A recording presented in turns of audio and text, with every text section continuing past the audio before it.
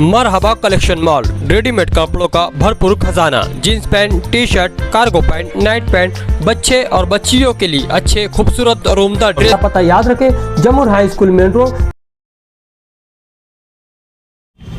कल भिक्खू चौक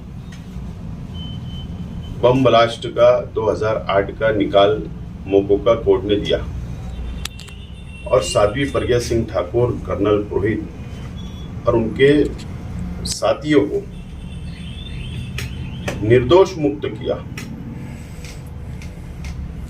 न्यायालय का निर्णय है, उसका रिस्पेक्ट, उसका आदर हमारे पास है।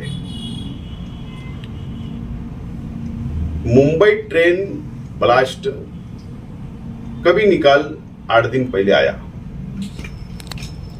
वो मुस्लिम आरोपी थे, उनको भी निर्दोष मुक्त किया गया हाई कोर्ट ने।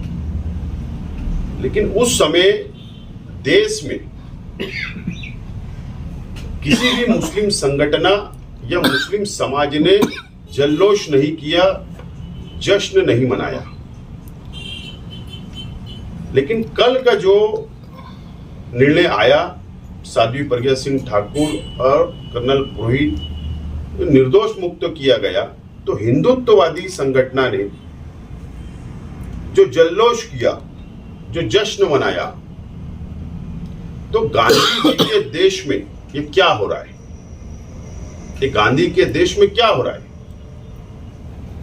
क्या सरकार का आशीर्वाद है हिंदुत्ववादी संगठनों को जल्लोष करने का?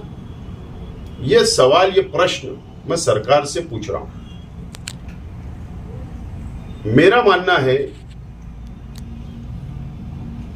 कि देशद्रोही का गुनाह अगर किसी भी व्यक्ति पे दाखिल होता है, तो वो कोई भी समाज का हो, कोई भी धर्म का हो, हम उसको धर्म के आधार पे नहीं देखते।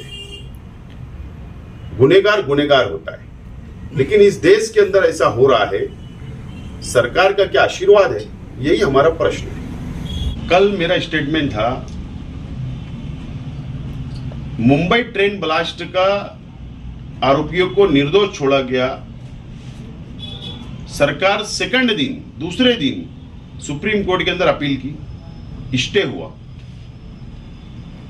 सरकार से हमारी डिमांड है कि सरकार, जो कल का निर्णय आया साध्वी प्रज्ञा सिंह ठाकुर का, तो सरकार ने मुंबई हाई कोर्ट के अंदर इमीडिएट अपील में जाना चाहिए, एनआईए ने अपील में जाना चाहिए। यह डिमांड मालेगांव शहर वासियों की है।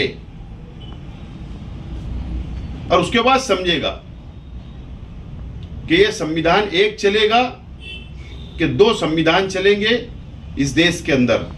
ये तो कुछ दिनों में समझ में आएगा सरकार की भूमिका, सरकार की नीयत क्या है।